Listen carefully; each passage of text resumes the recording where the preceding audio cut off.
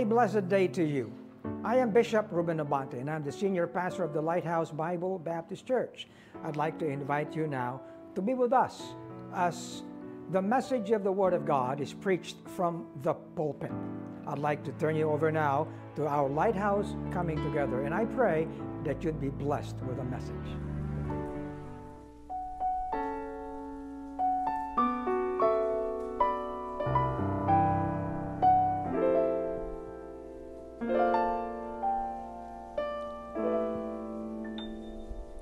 Seems like yesterday you were struggling with doubts that you'd ever be ready to have a child. Somehow the questions were answered, or maybe they all were forgotten for just a while. But one day the phone rang and gave you the word. I remember you cried out the moment you heard you're a mother with a calling to lead you, and children who need you more than anyone.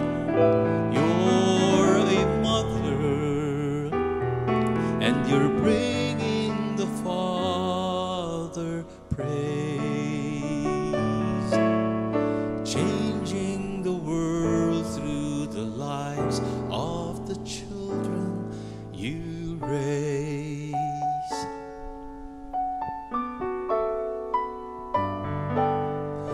Gentle affection and loving correction are teaching them now what's wrong from right.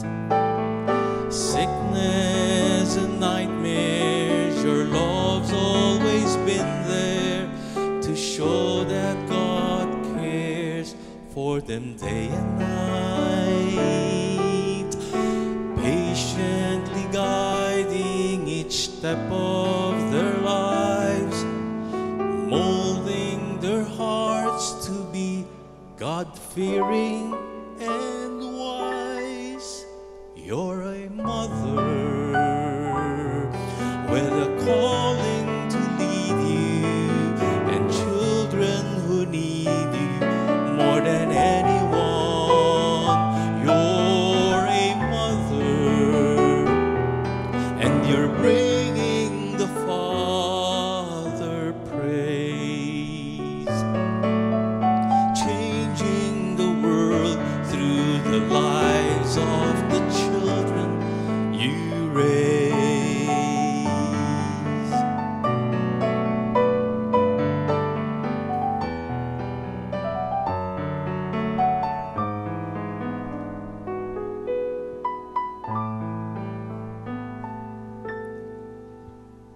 I remember laughing as their tiny hands slipped out of yours, and they tried standing on their own. Now they can run, and in just a few years we'll be watching them move away from home. All that they've learned will be tested and proved. I know they'll be strong, and to God they'll be true. And my only prayer is they turn out like you, their mother with a calling to lead you, and children who need you more than anyone. You're a mother, and you're bringing the Father praise, changing the world through the lives of the children, changing the world through the lives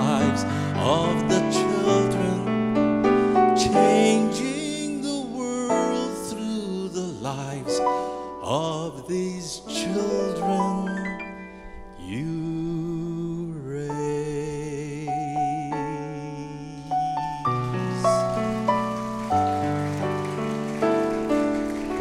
Love you, moms.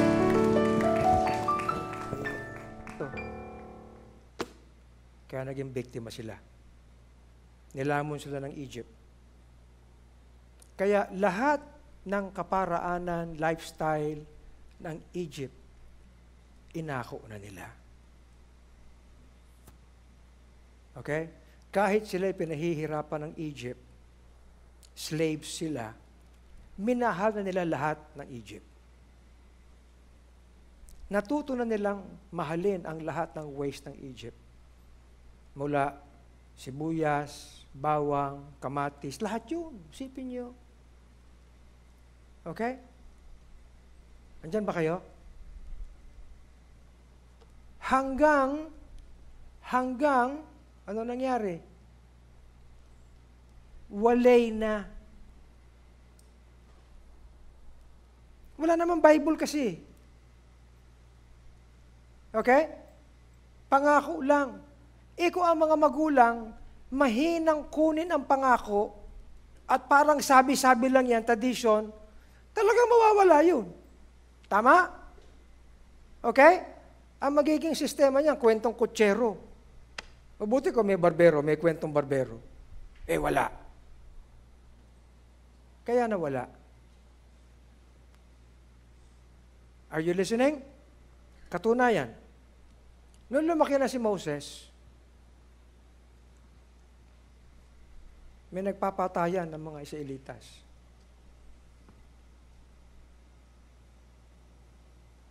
Alam niyo yung kwento? Ha? Ibig sabihin, kahit sila yung mga Israelitas, hindi sila mga Egyptians, abay, laban na sila sa bawat isa. Walang pinangahawakan eh. At malala na sila. Kaya nung tinawag ng Panginoon si Moses, you go back to Pharaoh and tell him, let my people go. Pati ang unang magdududa kay Moises, yung mga Israelitas. Tama?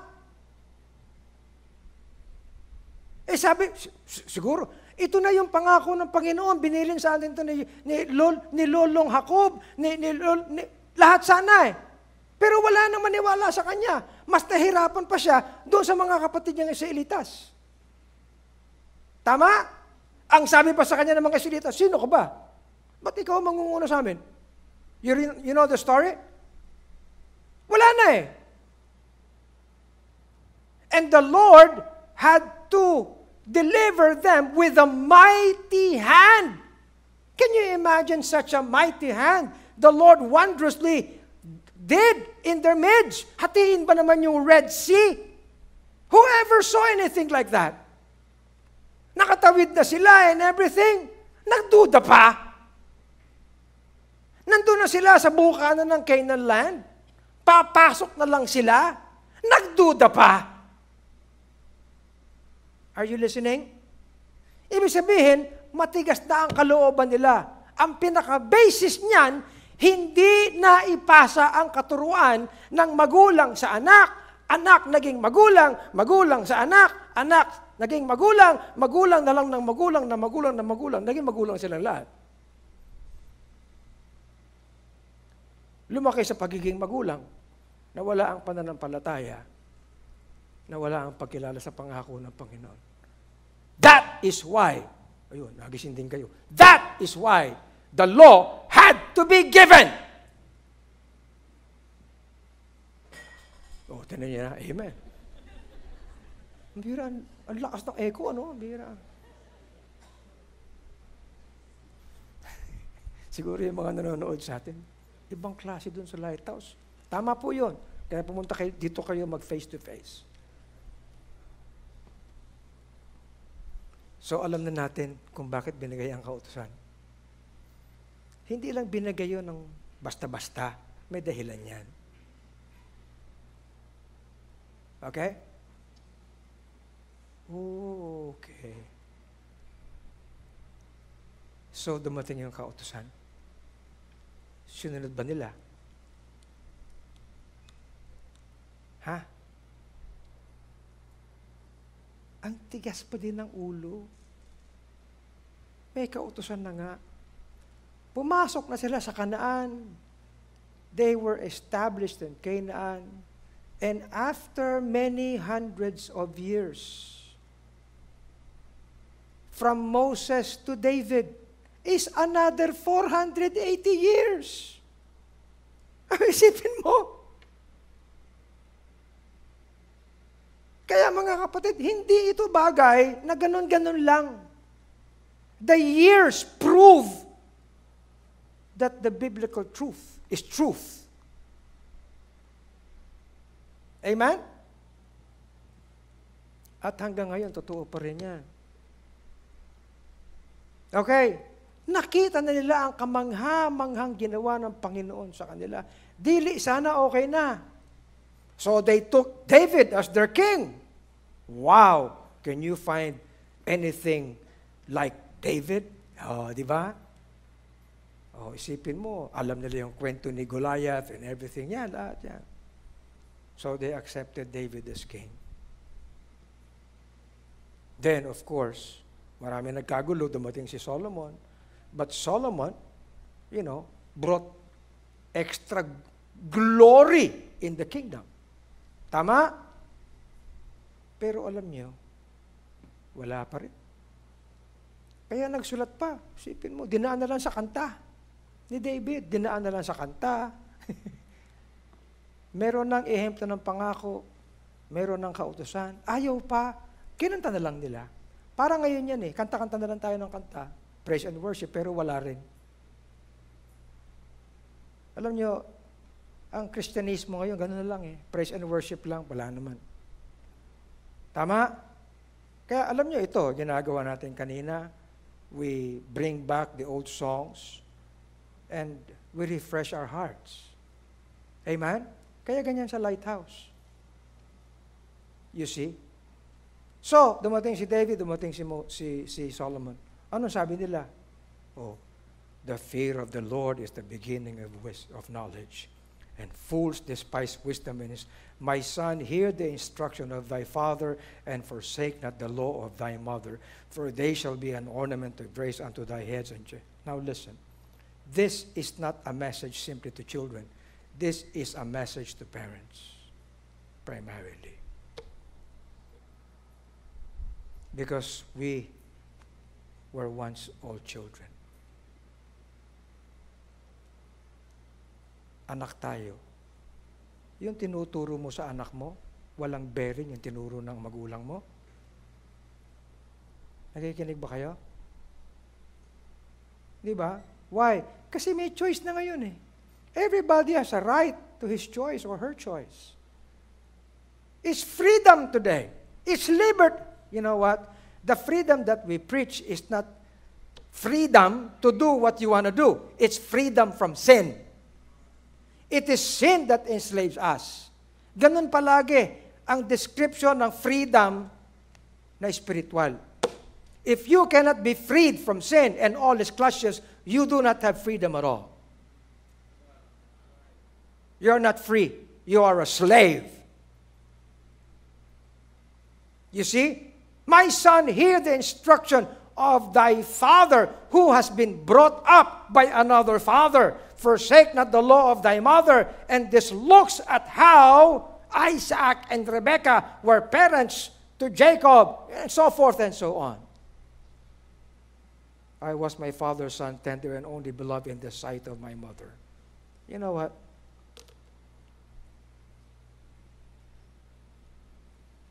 Alam niyo, there is no perfect mother. No perfect mother. Even my mother was not perfect.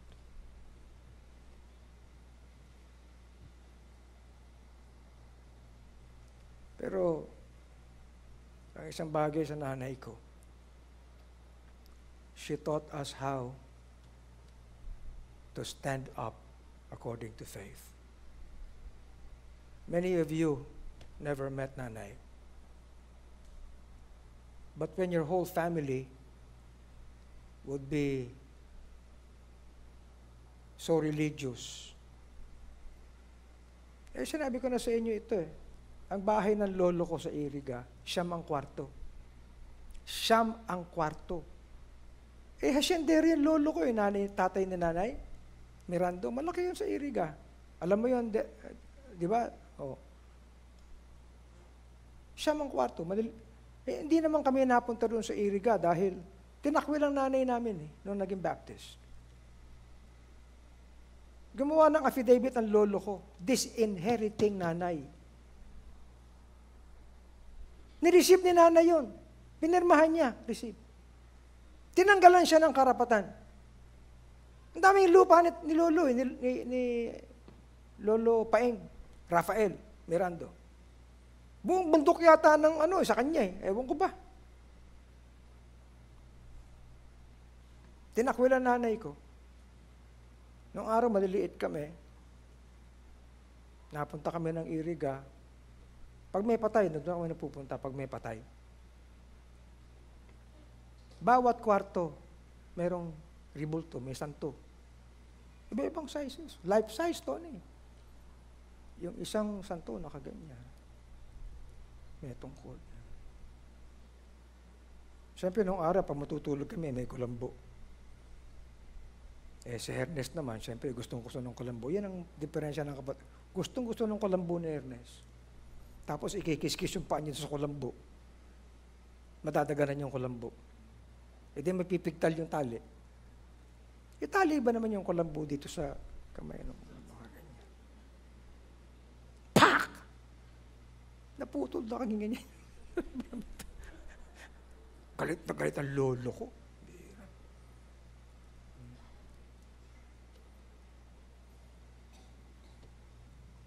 Pero ang nanay, kahit anong lagay niya, matibay pananampalataya niya. Kasi sinasabi ko sa inyo kanina, tatay pastor. Walang dyan. Talagang, si tatay ko pag may sinabihan, talagang yun yan. Pero kung merong magpapaintindi sa amin ng sinasabi ng tatay, si nanay. Si nanay. Kikinig ba kayo?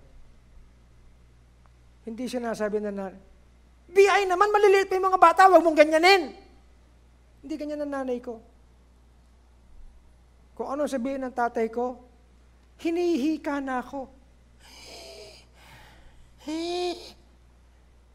Dadalhin pa ako sa service. Wala naman kami nursery noong araw. Doon ako hihikain sa tabi ng nanay ko. Siyempre, pag hihikain ka, oras yan bago magkalma. Kaya yun, tulog na lang ako niyan. Nakatira kami doon sa likod ng church, pero siyempre, tatawid ka. Minsan umuulan. Wala kaming payong. Ano din ang nanay ko? Banig. Ano nga, banig. Halika, Ruben, dito. Karga-karga ako, may banig. Kaya niyo yun?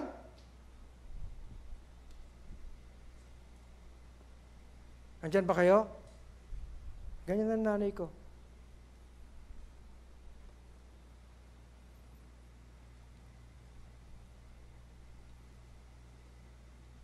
Wala namang Facebook nun. Diba?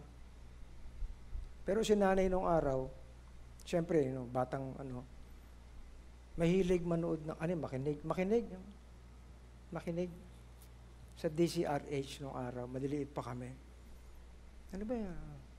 Ito ang inyong Tia Deli. Ang hilig makinig na nanay nung araw ng drama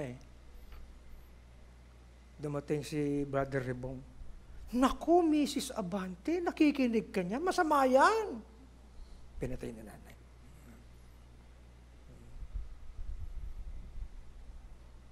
Ibig sabihin ng nanay ko, palaging priority niya ang spiritual na bagay. Sipin mo, galing na kami ng church service, linggo ng gabi. Siyempre, andun na kami ng Sunday school. Okay, tapos evening service, magka-choir practice pa. Uuwi kami. magdi-devotion pa. Lahat kami papaupuin. Magdi-devotion pa bago matulog. Oh, di ba anong tawag mo doon? Sobrang namang spiritual to. O, kita mo nangyari sa amin ngayon. Puro kami pastor. Di ba? Ano sinasabi ko? Ibig sabihin, we need mothers that way. Kung buhay ang nanay ko, huwag na lang. Nasa langit na siya. Keep thy father's commandments. Forsake not the law of thy mother. Bind them continually upon thine heart and tie them about thy neck. When thou goest, it shall lead thee. When thou sleepest, it shall keep thee. When thou awakest, it shall talk with thee.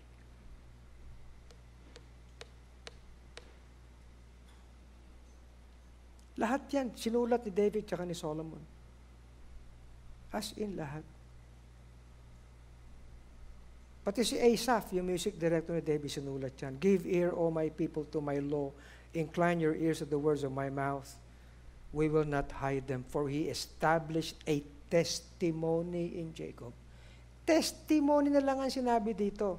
And appointed a law in Israel, which he commanded our fathers that they should make them known to their children, that the generation to come might know them. Even the children which should be born, who should declare them to their children. Ilang generation yan? Tama? It goes from generation to generation that they might set their hope in God. Listen, if the next and next and next and next generation would set their hope in God, and this world will never want to establish that. This world will always take away our hope in God. Mark my word. Kahit saan yan, totoo.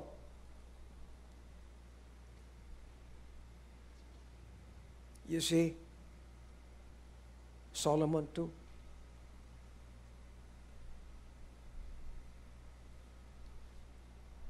So, 480 years later, after David,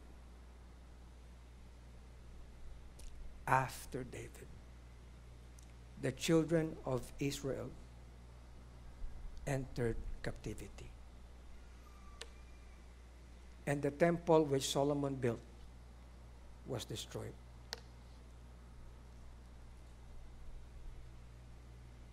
They became captives of Babylon and the rest of the empires. Yes, they were promised Canaan land. But because they did not honor their fathers and mothers, they did not last in their land.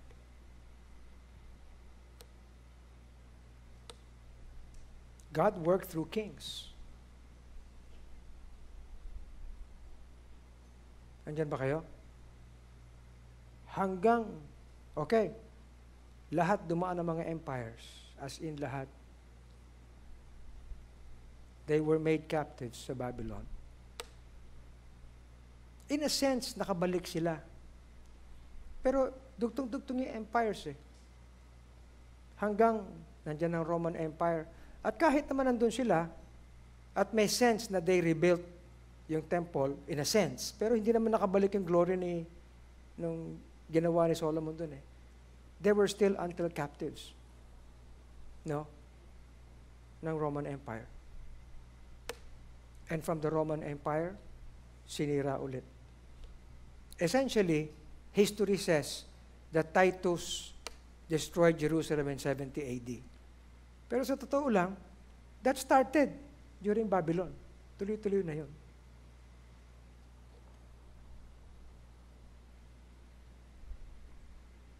Hanggang ngayon, nag-aaway pa sila. Are you listening? Hanggang ngayon, pinag-aawayan pa rin nila yung lupain.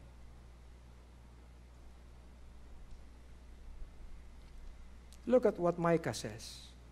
The son dishonoreth the father. The daughter riseth up against her mother. The daughter-in-law against her mother-in-law. A man's enemies are the men of his house. Therefore I will look unto the Lord. I will wait for the God of my salvation. My God will hear me.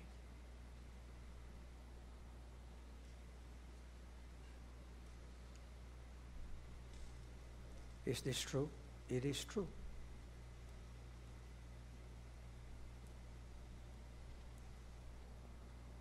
Ayaw mo maniwala rito? Tignan mo na lang ang history ng Israel. And look what's happening right now. Magpipinsan naman sila nag-aaway. Alam niyo ba yan? Meron bang peace? Wala. But eventually, Israel will take their land because this was promised. But they had to go through much pain. But God made a people.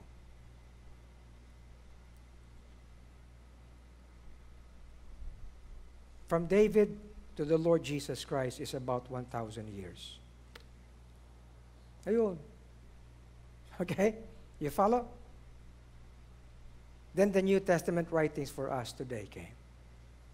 Honor thy father and thy mother. Ngayon, pinagyayaman natin ito sa ating mga sarili. Not because we're Israelites. No, we're not. But we are ecclesia. Amen? Kaya, napaka-profound nung sinabi ng Panginoon. Who is my brother? Who is my sister? Who is my mother? Ang liwa-liwanag. Behold, my mother and my brethren. And he was pointing at the disciples. For whosoever shall do the will of my Father, which is in heaven, the same is my brother and sister and mother. Is this according to law? No. It's according to faith. Amen? The faith of Christ. Pumasok na tayo dun. You see? Kaya, now we celebrate, nagsisimula pa lang ako mag-preach ngayon. Can you imagine that? Thank you for listening. Now we celebrate Mother's Sunday as a church. We do not do this because the world does, not because it is also a Filipino tradition, but because the Bible teaches us so. Alam mo, nang andito ang Panginoon, nireiterate pa niya, ang kausap niya mga scribes and Pharisees. Can you imagine? The Lord himself rebuked those, and he said unto them, full well ye reject the commandment of God, that ye may keep your own tradition. For Moses said, honor thy father and thy mother, and whoso curses his father or mother, let him die the death. But ye say, if a man shall say to his father or mother, it is korban, that is to say a gift, or committed to God, committed to the temple, by whatsoever thou mightest be profited by me, he shall be free, and ye suffer him no more to do aught for his father or mother. So talagang baluktot. Okay? Making the word of God of none effect through your tradition. Kaya mga kapatid, traditions may be okay. But what we are as a church is what counts. Amen? Kaya mga kapatid, when we talk about having fathers who do the will of God, who have mothers who do the will of God, and we have children who would be taught to honor them, that is not according to tradition. That is not according to good manners and right conduct. Are you listening? That is not even according to law of Moses. That is according to the faith of Christ. Amen? And we intend, mga kapatid, na ilawig ito. You know why? Because we don't want to lose our testimony in this world. Mind you, one of the most effective ways the devil uses so Christians and churches may lose testimony ay yung relationships ng mga ama at anak. Nakikinig ba kayo?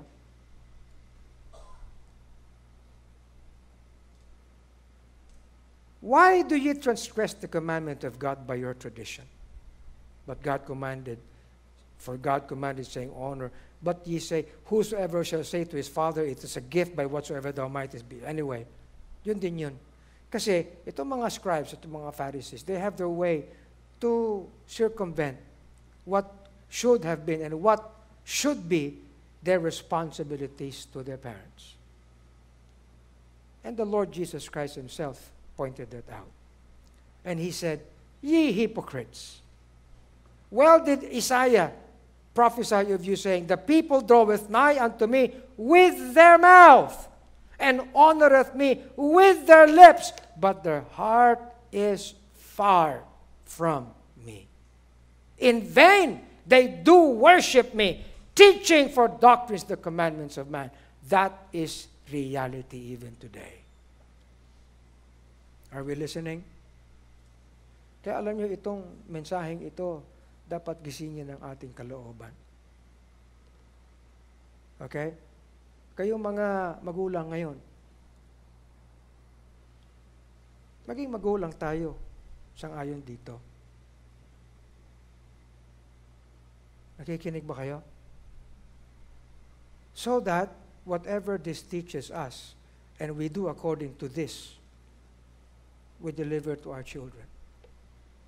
And the children will respect us back, will honor us. But mind you, there are actually lots of parents who do this. But they are the children who would rather not follow. Are you listening? So paano yan?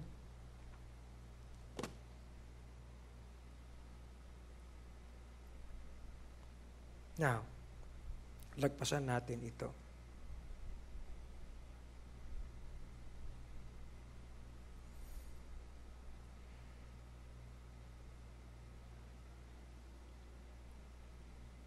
What we are as ecclesia, we are God's people. So for whatever, mga kapatid, was given in faith, may be applied first as an example for us to the children of Israel, but now to us as a church, we do them. Amen? We do them. Now, alam niyo mga kapatid, this is preaching. This is not for me. This is for us all. This is for every parent, for every father, for every mother. And may I address you as mothers. Hindi na ako bata para hindi maintindihan ang inyong pagiging nanay. Pero alam niyo, most families today, halos wala namang presensya ng tatay. Tama o mali? Most families, halos wala namang presensya ng tatay.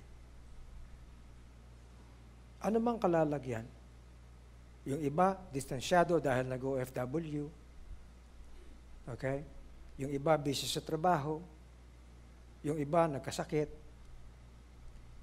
At napakataas ng porsyento na ang maraming families ngayon, kahit sa mga churches, ang nagtataguyod ng pagtuturo sa mga anak, nanay. Tama, mali? You realize this? Tama? Yes, napakaganda na meron tayong mga families dito na andyan ang tatay. Good. Ang tatay at nanay, mga mananampalataya, fine. Pero hindi lahat ganun. At mga kapatid, kahit mag-check kayo ng datos ng medical, ang madaling mamatay ang tatay. Tama ba? Ha? Oo. Dahil sa nanay, hindi dahil sa nanay. Talagang ganun eh. Oh. Si Nanay Tess. Isa. In-interview natin siya noong Lunes. Si Delia, 2. Sino pa? Ha? Si Mrs. Yulo, 3. Sino pa? Oh, meron na dito kagad eh. Ha? Nanay Atienza, 4. Sino pa? Siglo. Oh, si Melda. Ay, si Melda. Ano ba? Oh, ha? Si Bong Colyado. Nakikinig ba kayo? Parusa ba ng Panginoon yun? Hindi. Hindi parusa ng kalalagyan niya ng katawan. Okay? Kaya mas maigi na ang equip natin dito, mga nanay. As in, mga nanay. Kaya ganyan na lang tayo. And we do this as a church. Gusto ko lahat ng nanay dito, maging equip kayo na matatag ang inyong pananampalataya. Tama? Kung hindi man nabalo, nagkasakit. Marami din tayo rito. Di ba? Si Ed na lang nandiyan dyan. Nakikinig ba kayo? Kaya ganun na lang ang dapat na gawin natin sa mga nanay. At marami tayong nanay dito na kahit may asawa at may andiyan ang tatay, hindi naman mga mananampalataya. Saan sila manggagaling? Magagalit ba tayo dahil ang mga asawa nyo hindi mananampalataya? Correct? At lahat inaabot natin. Much as we want to equip the whole as a church, we want to equip mothers. We want to edify you. Keep the faith.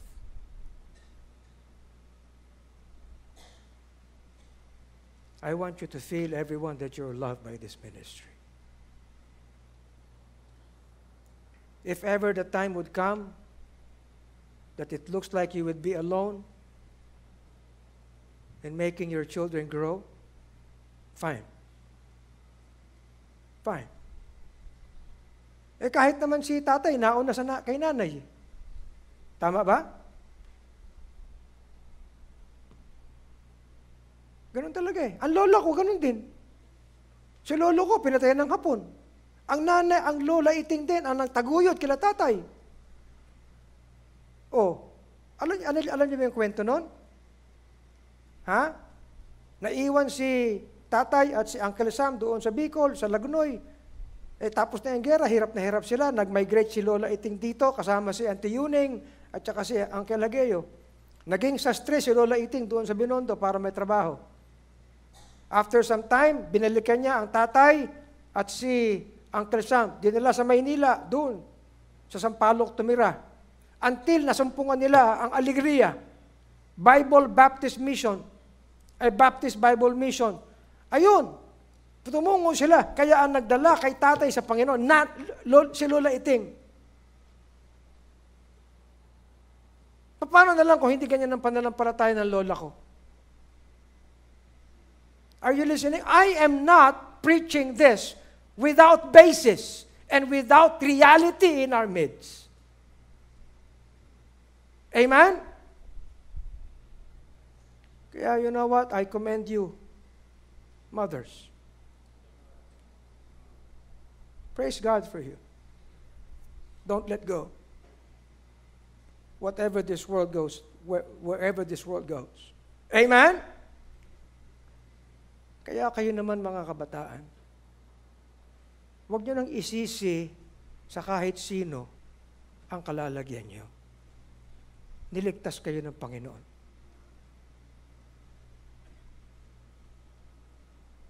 Igalang nyo nanay nyo. I am not telling you this because I preach good manners and right conduct. No. I'm telling you this because we are a people of faith.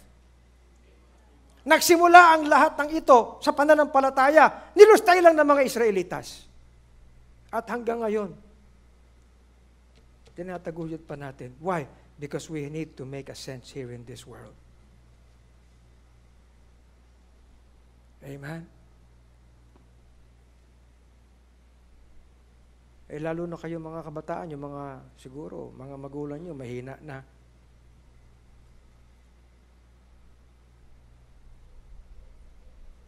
Meron pa ito sa dulo. Tapusin natin, ha? Amen? Tapusin natin. Amen? Ba't ang hina? Ha?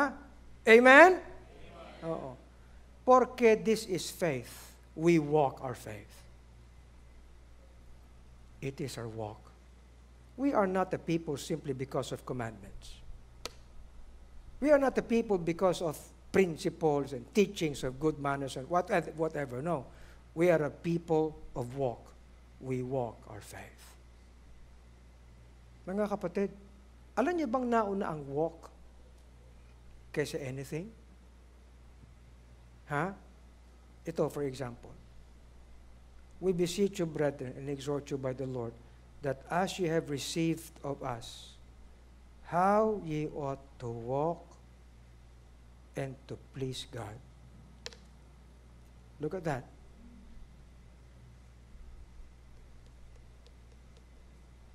Sino ang unang nakitaan natin ng lakad at kaluguran ng Panginoon? Ito, and Enoch walked with God. Tama? Hindi naman sinabi dito, Enoch obeyed the commandments.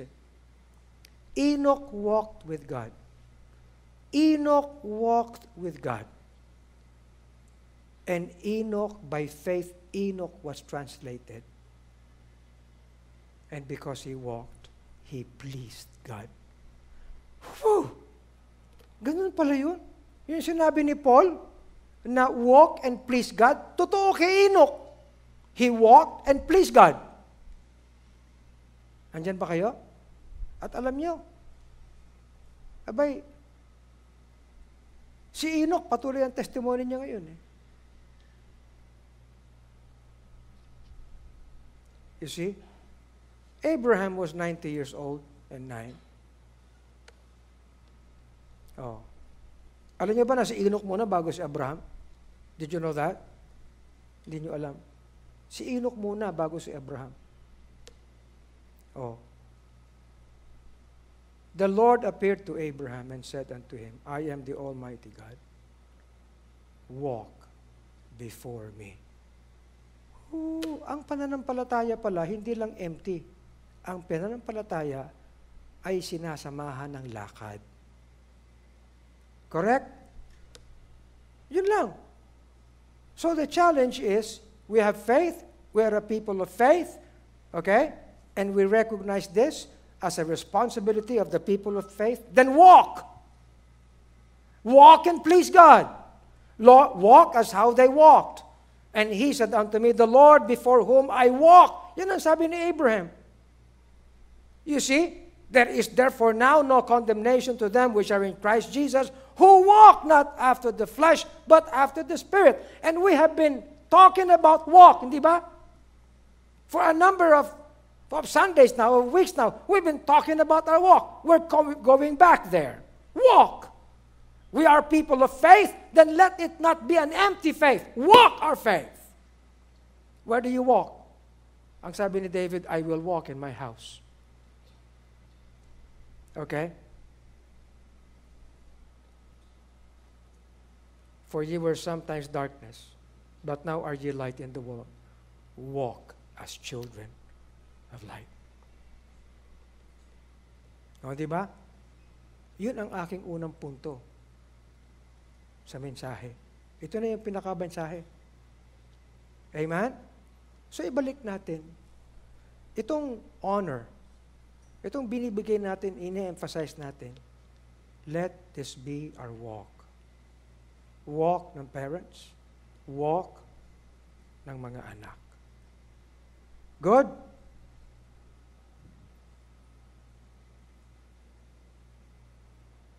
We are a people of faith. Not just walk. Teach our faith to the next generations. Lumakad tayo sa kahit na ano. Ano nilalakad mo? Trabaho, business, everything? Just walk. Walk the faith. Pero hindi lang. We are a people of faith. Let's teach this to all. Why? Look at this. Sabi ni Paul kay Timothy, when I call to remembrance the unfeigned faith that is in thee, in Timothy, which dwelt first in thy grandmother Lois. Woo! Nanay.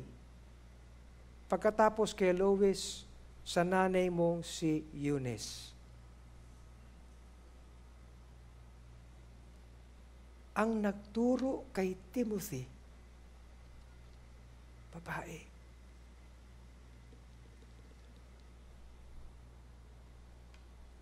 Hindi na luma na ang talagang aruga ng bata, nanay. Panahon pa ni Timothy, totoo na yan. Nakikinig ba kayo? Kaya pasahan natin sila ng katuruan ng pananampalataya. At kaya dumaloy yan kay Timothy dahil tinuro nila. Mga nanay, huwag niyong turuan o malembong ang mga anak niyo. Amen?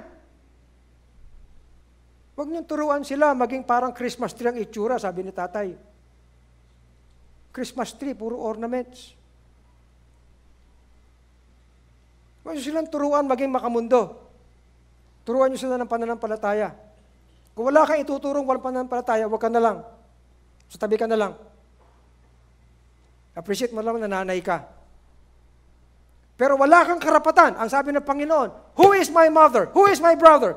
Them who do the will of God. I will teach your children to respect you.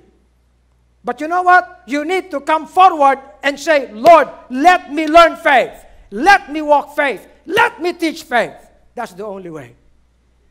Walang kapalit dyan. Wag mong i-blame si pastor. Amen? Kayo mga mag-aasawa, nagbabalak kayo mag-asawa, if you cannot be a mother of faith,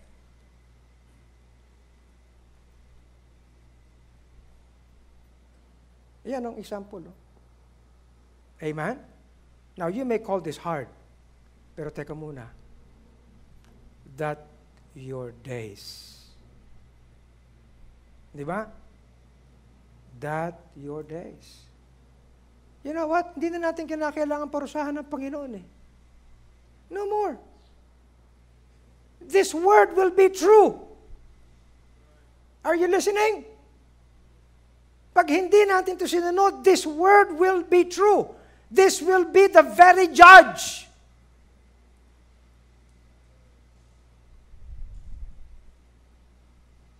I am the Lord thy God, ang sabi ng Panginoon, which have brought thee out of the land of Egypt, out of the land of bondage. Thou shalt have no other gods before me.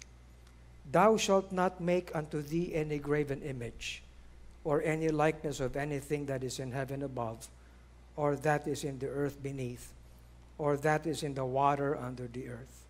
Thou shalt not bow down thyself to them, nor serve them. Look, all these is relationship with God. Okay? Kung i-analyze yung commandments, all these are relationship with God. And we need to recognize how we ought to be related to Him and who He is before us. Ano yun? For I am the Lord thy God. Am a jealous God. Now look at this very carefully. Visiting the iniquity of the fathers upon the children unto the third and fourth generation of them that hate me. Basahan niyo maigi. binibisita ko ang kasamaan ng mga magulang hanggang ikatlo at ikaapat na henerasyon nila na hindi gumagawa ng kalooban ko. Anong sense nun? Ha? Anong sense nun?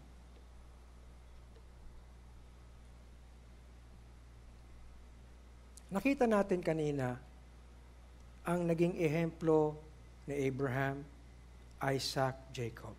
Right? Until Joseph. At si Joseph mayroon pang kinalaman sa kanyang mga apo sa tuhod. Tama? And then, slavery came. Nakalimutan lahat. Ano nangyari? Tumagal sila. Tumagal sila ng 430 years. Slaves. Hindi na sila nakaraos. Why? Totoo yun eh.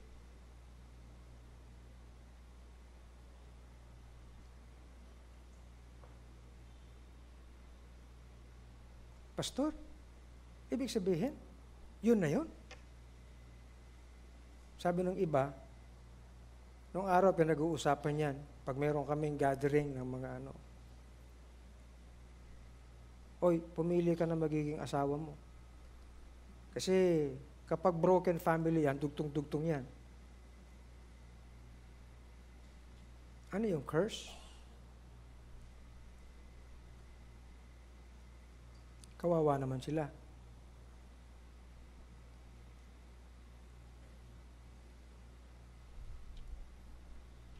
Visiting the iniquity of the fathers upon the children and upon the children's children unto the third and fourth generation.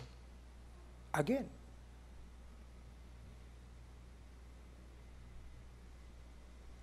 Bible ba yan?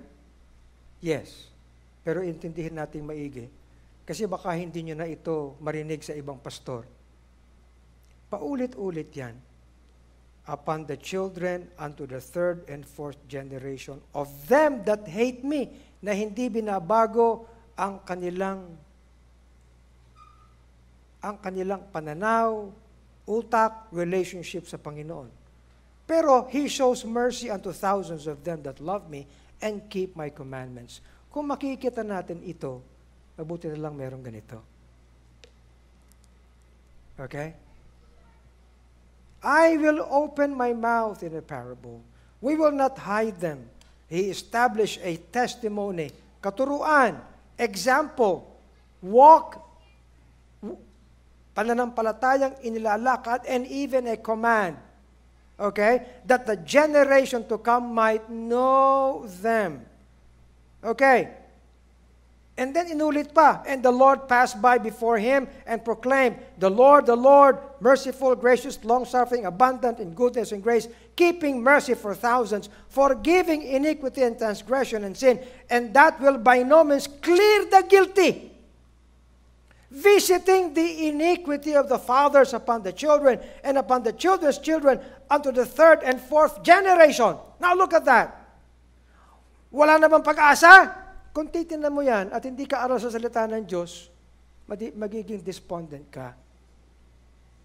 Ito pala yun. Makinig kayo maigi.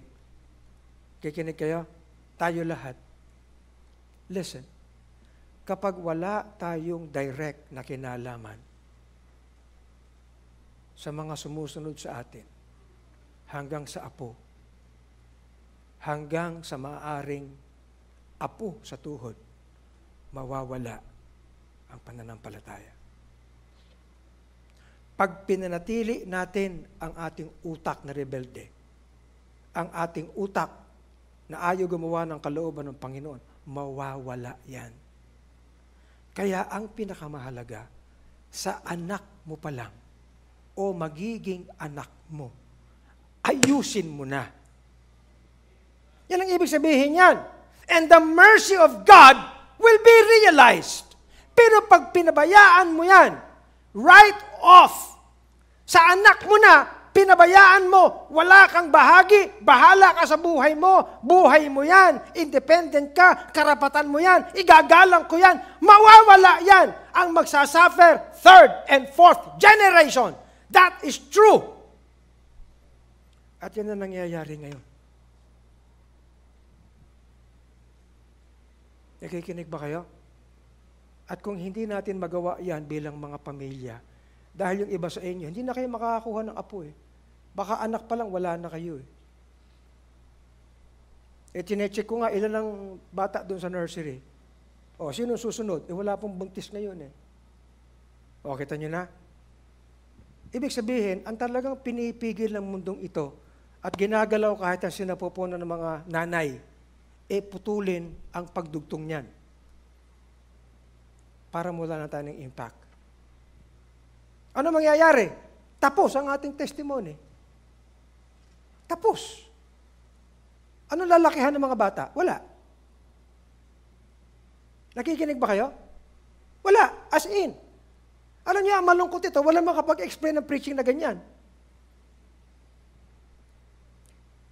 Mga kapatid, hindi parusa ng Panginoon yan. That is given. Pero, merciful ang Panginoon. Kaya we come to Him in mercy. Panginoon, let me walk in faith. Let me teach my child.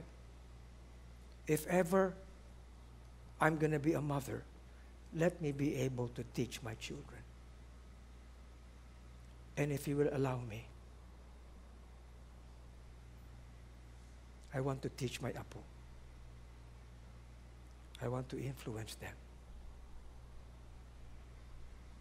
Mabubura ito. Mabubura yan. You know why? Kasi the Lord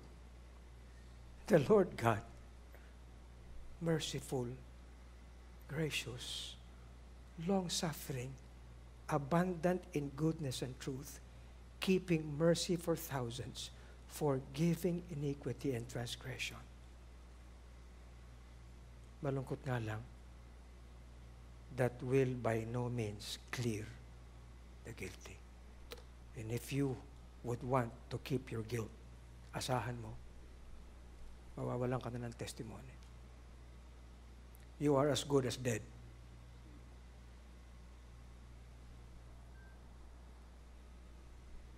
Walang sense in this land of the living. Amen? As a church, let's do this.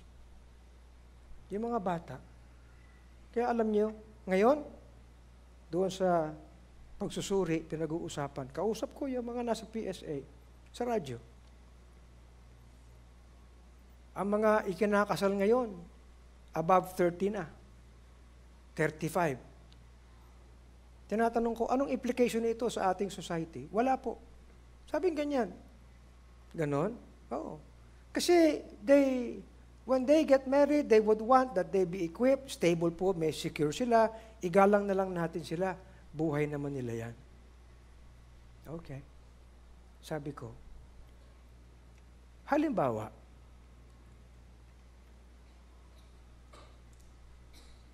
ako 65. Yung anak ko, 35 ikakasal. Okay? Kung magkakaanak man siya, siguro magkakaanak siya at 37. Tama? Bago ko makausap yung apo ko sa kanya, siguro mag-aantay pa ako ng 5 taon pa. Tama? So, at 37, 2 taon, plus 5 taon, 65 ako, di makakarga ko lang yung anak ko. Yung apo ko, 72 na ako. Apo, dali ka dito, apo. Ayan. Palagay mo ba, pakikinggan ako ng apo ko? Naiintindihan niyo ba?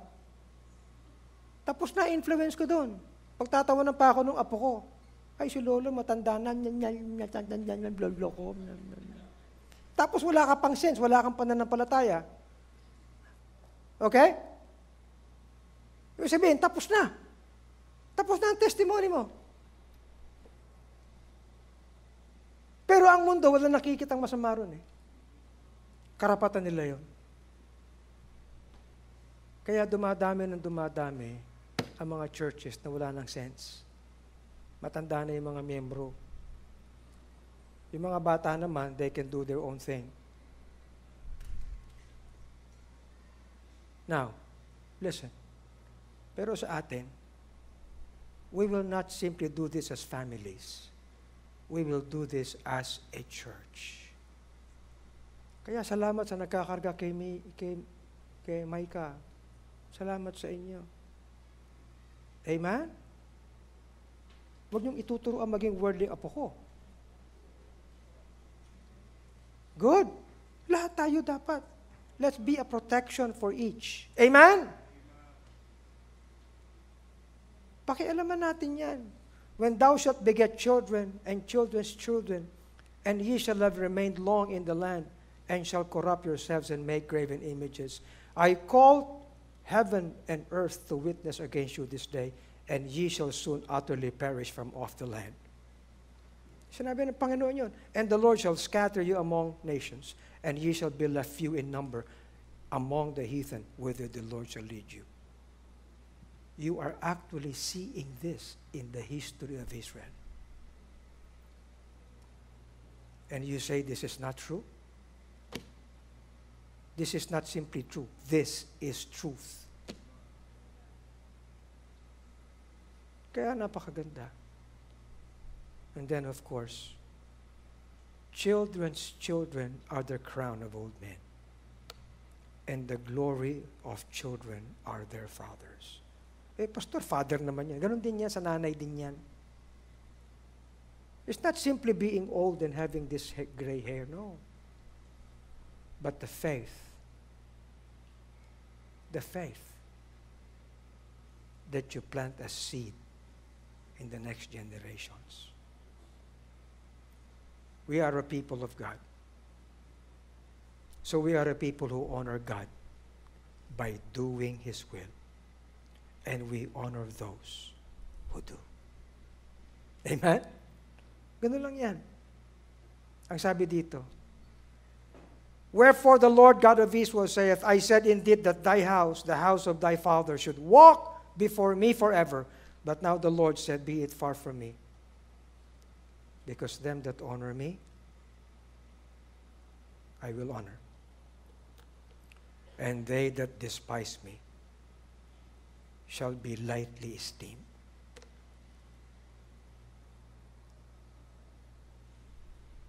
Yun eh. It's not simply honoring parents.